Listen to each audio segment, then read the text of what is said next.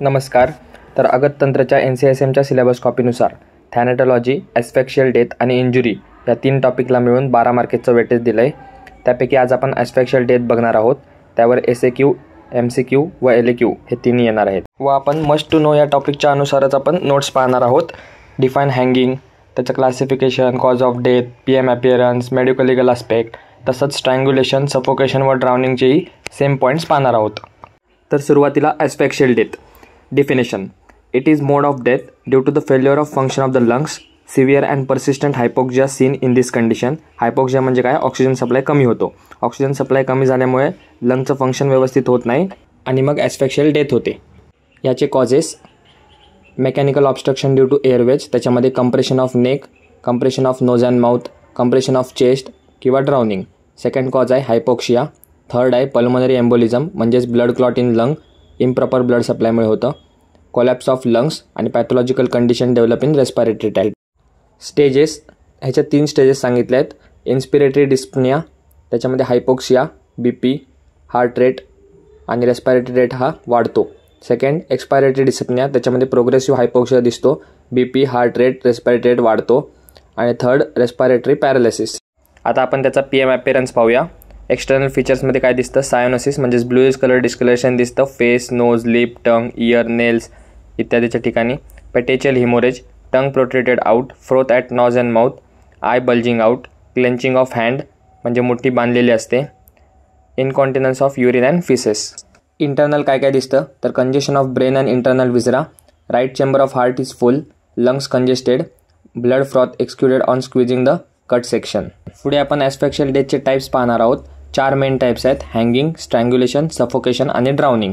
आणखी सोप्या पद्धतीने समजण्यासाठी हा चार्ट तुम्हाला इझी पडेल. यामध्ये ॲस्फॅक्शियल डेथ, त्याचे 4 main types: hanging, strangulation, suffocation, drowning.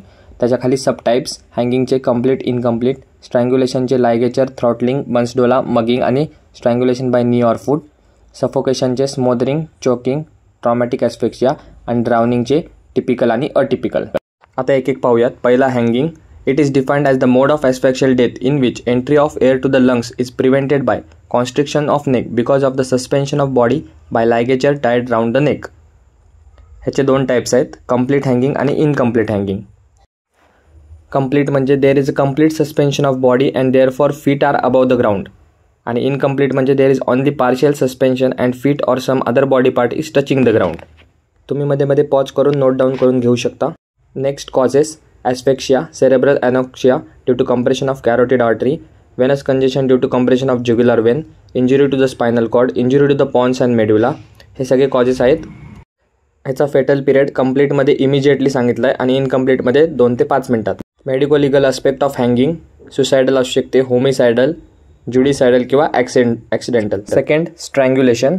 Definition: It is defined as the mode of asphyxial death in which entry of air to the lung is prevented by constriction of neck by ligature, external force used without suspension. त्याचे आपण 5 type बघणार आहोत: लायगेचर, throttling or manual, बन्सडोला, mugging आणि strangulation by knee or फूट. या सर्वांचा अर्थ बघूया. Ligature म्हणजे ligature around the neck, throttling म्हणजे hand around the neck, bansdola म्हणजे 2 sticks around the neck, mugging म्हणजे elbow around the neck, strangulation by knee or foot म्हणजे knee or foot around the neck. ह्याच्यामध्ये पोस्टमॉर्टम अपिअरन्समध्ये same like asphyxial death जे लक्षणे दिसतात तसेच इथे पण दिसतात. स्ट्रँग्युलेशनचा medico legal aspect: suicidal rare असतो, ॲक्सिडेंटल, होमिसायडल मोस्टली आपल्याला होमिसायडल दिसून येतं. ह्याचे कॉजेस: ॲस्फॅक्शिया, कॉम्प्रेशन ऑफ ट्रकिया आणि लॅरेंजियल स्पाझम. पुढे suffocation. Definition: it is defined as the mode of asphyxial death caused by mechanical obstruction of air passage. ह्याचे 3 types आहेत: स्मॉदरिंग, choking आणि ट्रॉमॅटिक ॲस्फॅक्सिया. स्मॉदरिंग म्हणजे nose and mouth closed by hand किंवा pillow. Choking म्हणजे respiratory passage close by fish thorn, seed किंवा coin. Traumatic asphyxia म्हणजे any traumatic injury in the chest due to obstruction in the respiratory passage. Causes: postmortem appearance आणि medico legal aspect हा same strangulation प्रमाणे आहे. आता last but not the least, drowning म्हणजे पाण्यात डुबणे आपल्याला माहिती आहे. त्याची definition: it is form of asphyxial death cause due to the obstruction of respiratory passage through water or other fluids.